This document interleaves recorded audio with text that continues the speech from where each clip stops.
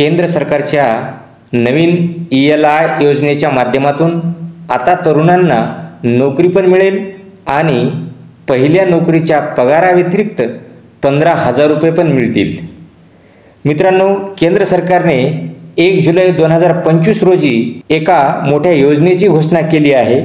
ही योजना म्हणजे ELI employment linked incentive ही योजना होय। सदरील योजना ही 1 ऑगस्ट 2025 ते 31 जुलै 2027 या कालावधीत राबवली जाणार आहे।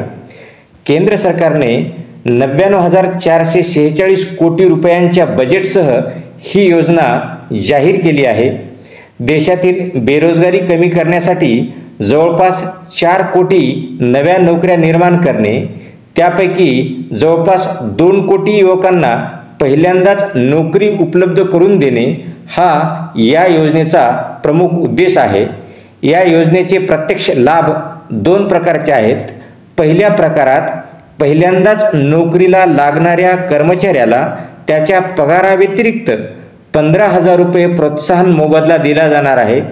हा मोबदला 2 टप्प्यात दिला जाणार आहे।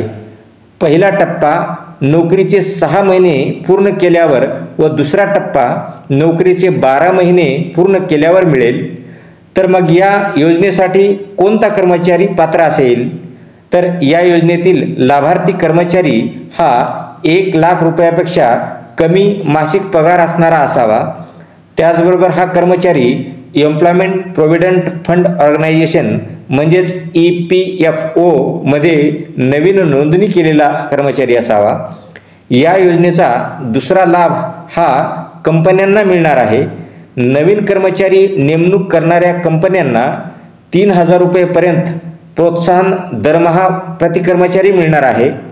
हे लाभ 4 वर्षापर्यंत मिळणार असून 50 पेक्षा कमी कर्मचारी असणाऱ्या लहान कंपन्यांना किमान 2 नवीन कर्मचारी नेमणुका व 50 किंवा त्यापेक्षा अधिक कर्मचारी असणाऱ्या मोठ्या कंपन्यांना किमान 5 नवीन कर्मचारी नेमणुका आवश्यक असणार आहेत।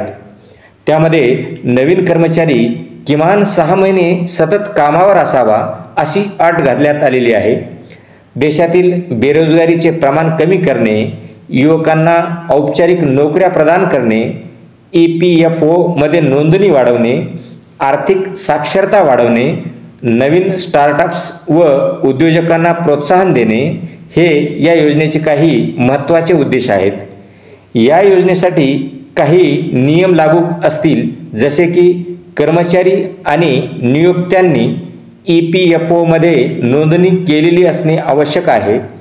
कर्मचाऱ्यांचे बँक खाते DBT म्हणजेच थेट बँक हस्तांतरणासाठी पात्र असावे। नोंदणी EPFO पोर्टलवरूनच केलेली असावी। फायनान्शियल लिटरसी प्रोग्राम ऑनलाईन किंवा संबंधित संस्थांमार्फत पूर्ण करावा लागेल। हे या योजनेचे काही महत्त्वाचे नियम असतील। या योजनेच्या माध्यमातून मोठ्या प्रमाणात रोजगार निर्मिती होणार असल्यामुळे नोकरी शोधणाऱ्या तरुणांनी या संधीचा जरूर लाभ घ्यावा। EPFO मध्ये नोंद असलेल्या कर्मचाऱ्यांनाच या योजनेचा लाभ मिळणार असल्यामुळे तरुणांनी ही नोंदणी करून घेणे गरजेचे आहे। या योजनेसंबंधीची अधिकची माहिती EPFOच्या EPFO इंडिया या अधिकृत वेबसाईटवर देखील मिळेल। त्याचबरोबर काही प्रश्न असतील तर EPFOच्या 14 470 या टोल फ्री क्रमांकावर संपर्क साधू शकता। ही माहिती आवडली असेल तर व्हिडिओला लाईक करा। या योजनेच्या संदर्भाने तुमचे काही प्रश्न असतील तर कमेंटमध्ये नक्की विचारा। अशाच उपयुक्त माहितीसाठी चॅनलला सबस्क्राईब करा। धन्यवाद।